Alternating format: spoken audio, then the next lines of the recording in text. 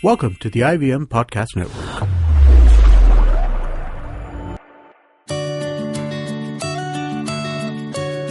In 2015, Ambika and Hoshner quit their jobs and set out to rediscover the country through planes, trains, and rickety old buses. What started as a break has now grown into a life of travel and discovery. On this podcast, they take you through the highlights of their journey. This is the Rediscovery Podcast.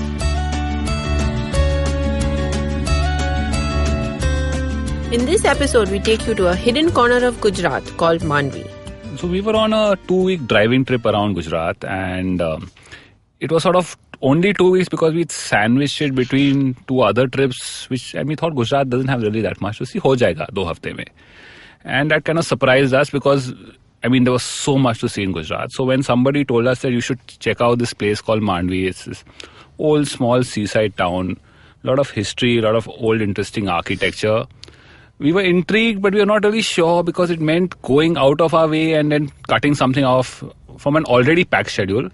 But we sort of juggled stuff around and we did it. So we took the turn that we had to out of Kutch and we went to Mandvi. So Mandvi is this seaside town in the Gulf of Kutch. It used to be the summer palace of the Maharajas of Kutch back in the day. And like Hoshner said, it's small, it's got a nice beachfront, lots of crumbly old architecture, and that is what we were super excited about once we got there and realized that detour was quite worth it. So perfect to spend a couple of days exploring some old architecture and remnants of India's past. So our first morning in Mandvi, we headed out bright and early to check out the old town. It was February when we were there, and it was nice and cold, not cold but like cool mornings. And we were really excited because nippy weather it was. Nippy weather, yeah. And old architecture, little bit crumbly, gets us super excited. Gets Hoshner really excited because it's like a massive photo opportunity for him. You just feel like you're in a different zone, right? You're in a different era. Zone. Yeah. So that's something we like. And these little streets and little by lanes, they always have so many stories to tell. So that is something it excites us for sure. And so we're in this old town of Mandvi. So the old town in Mandvi is like where everything is centered around. It's inside the fort, the citadel walls of Mandvi. And it's pretty surreal when you walk into that town and walk around the lanes because it's not like anything else you've really seen architecturally in India. It's a very odd mix of styles. It's not, typically Islamic. It's not typically, Indo-Saracenic. Which is the predominant style of architecture in Gujarat. It's not Rajasthani or Gujarati or like the temples you've seen. It's completely different. So you'll have these doorways which are ornately carved. You'll have angels on the top of the doors. You'll have bus again on the top of the doors at the bottom of these balconies. Yeah, or these intricate carvings on the doorways or around the windows. And it little bit feels like you're in a small town or a small village somewhere in Europe. Yeah, it could be in Greece or it could be in Italy. It didn't seem like it was in Gujarat. Yeah. Definitely not in Gujarat. Well, minus you have to sort of a little bit ignore the palm stains and the goats walking around and the cows. But you can ignore all of this. But so if you're an architecture buff or a photography buff or just love cool old stuff, then this is a great place to spend a few hours walking around. What we were told is the reason why this odd, eclectic mix of architecture existed there is because Mandvi was a major port, a major trading center. So it would trade with, with the Persian Gulf, with East Africa, Southeast Asia, Central Asia, all those regions. And a lot of those influences came. And obviously the Gujus are, these great businessmen traders. So they went everywhere. And, they took their influences there and they brought back a lot of influences. But it wasn't just the people from that region that were trading. That port was used by the Brits. The port was used by other colonial powers. It was used by the Mughals. There's a lot of influence that came from within India to the port as well.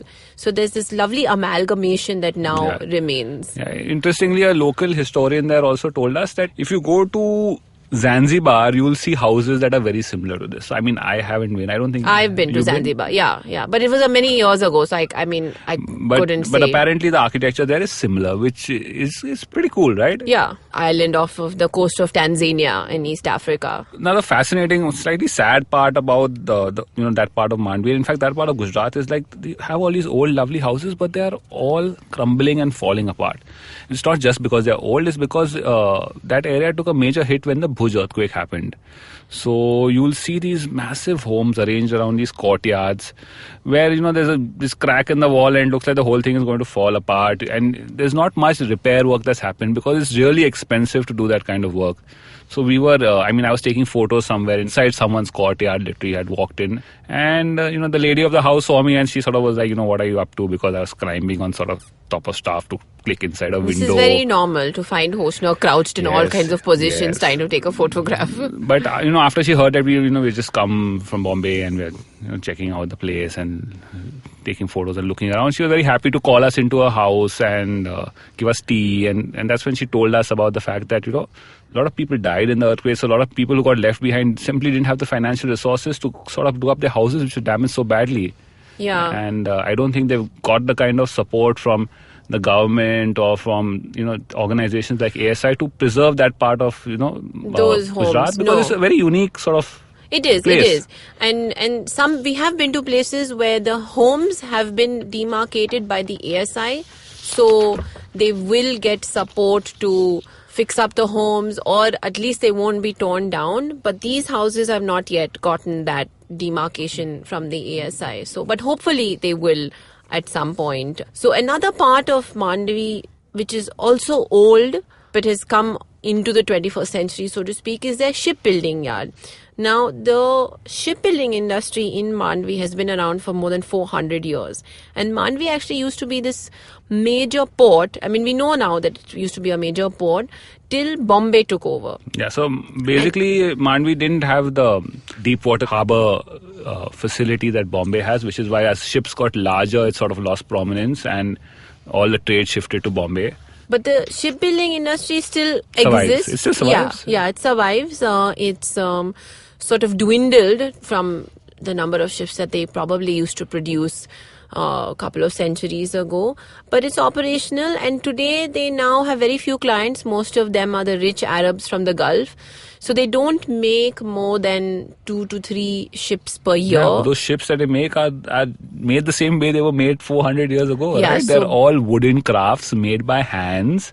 Not by hand. All of it is made by hand. No metal hull and things like that.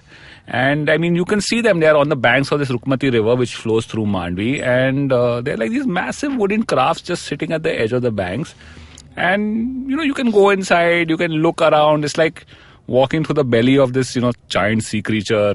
Giant wooden sea creature. Sea creature. But it's really cool because you're seeing this ship come up from scratch. So, and everything is wood and everything is painstakingly done by hand. So the ships take about a year to make, and there was this old guy working on one of the ships over there whom we chatted with, and he said that they are 1 crore and upwards. Yeah, I think 1 crore is like the bottom range. Yeah, it's probably like a really tiny ship. Chota wala with oars and all. Maybe not so small. Yeah, but you can imagine that once these ships are ready, they're going to be majestic and, these things of beauty sailing on the waters. Then we moved on. I mean, now Mandvi itself has, other than the old town and the shipbuilding yard, is pretty famous for the Vijay Vilas Palace. Yeah, it used to be the summer capital of the Maharajas of Kutch back in the day. So they had this, regular Indian palace there, Rajput style architecture, built in red sandstone, very pretty, sort of a little bit colonial, little bit Rajasthani styles, but it's in this middle of this massive lawn. Yeah, beautiful lawns and forests all around, and it's got its own private beach. And the whole coastline of Mandvi is a beachfront. So Vijay Vilas Palace has its own private beach, which when you visit the palace, you can go and see the beach also. And the rest of Mandvi has beaches that are open to the public.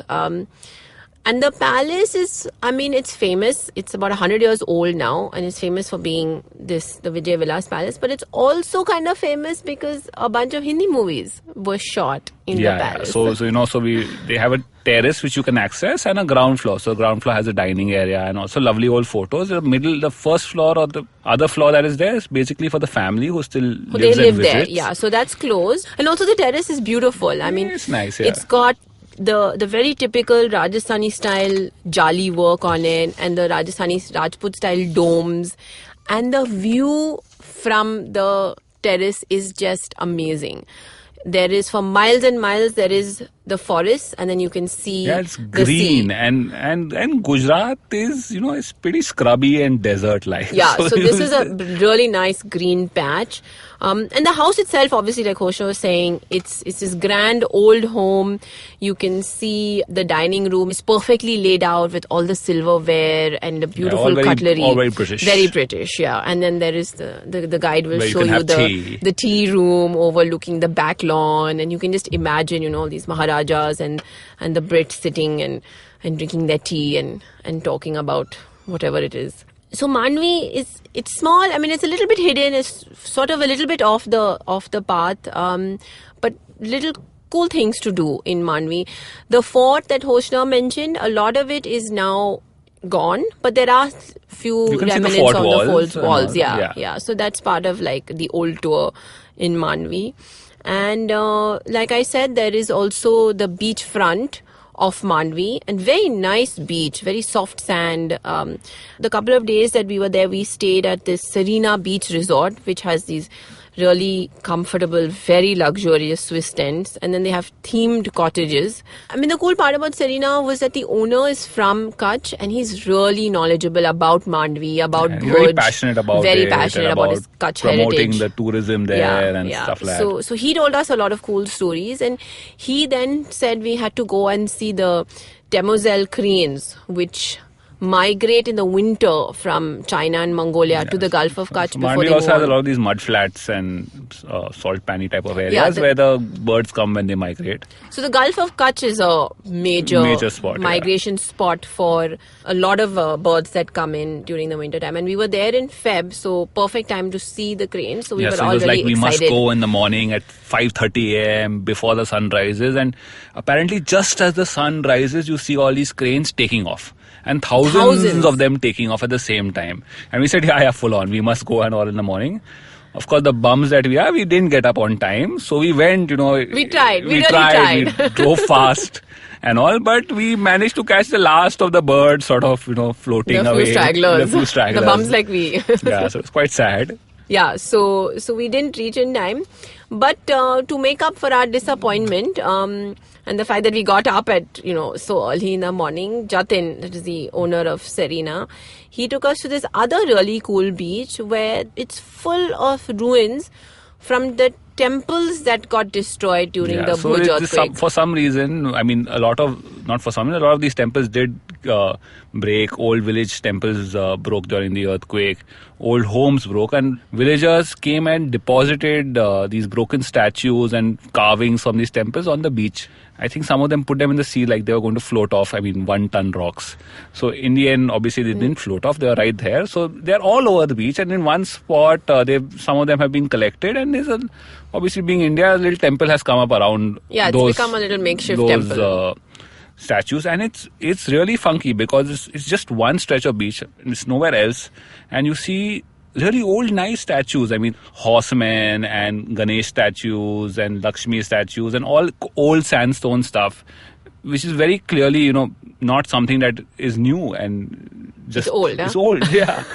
And you can't imagine it's just sitting there on the beach there. It's pretty amazing. But it's nice because there's also, apart from the idols and all, there are parts of temples and structures and pillars, and you can see these really detailed carvings and intricate designs. So all is not lost. The structures might have come down, but they've kept whatever they could. So you can go, and it's not really like a tourist spot, but it's kind of it's a cool thing to go and see. So we saw lots of old stuff in Mandvi, which we like. like old stuff. Yeah, we like old stuff, Yeah. and a little bit crumbly is always nice. And then the rest of the time we spent on the beach, relaxing a little bit before we headed off back into Kutch to resume the rest of our Gujarat adventure. It was a good detour. It was Yeah, not little even a mini detour, it was Mandvi great, adventure.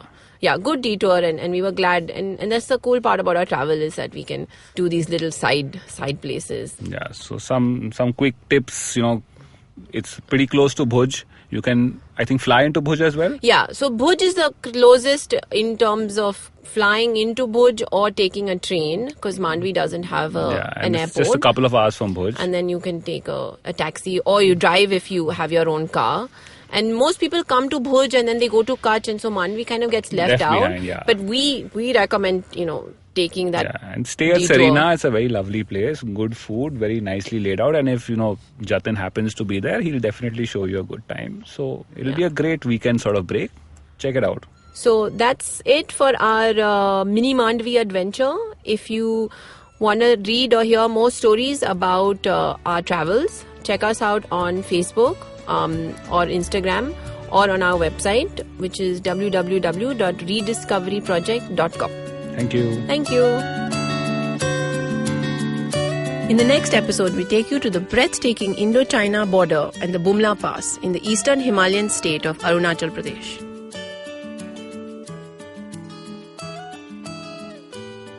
The Rediscovery Podcast is an Indus Vox Media production. If you like listening to this podcast, also listen to the Fan Garage Sports Podcast. New episodes covering cricket, Indian football, and fantasy cricket are uploaded every day. Excuse me भैया, excuse me. बोलिए madam. Menu में क्या है? Menu में scene unseen है, podcast है, on course है, Cyrus है, made in India, rediscovery project, empowering series, sex wax है, IVM लाइक्स है, सिंप्लीफाइड है, कीपिंग इट क्वियर है, थिंग्स एंड डेस्टिनेशंस है, माय नेबर जकरबर्ग है और द फैन गराज है. आपको क्या चाहिए?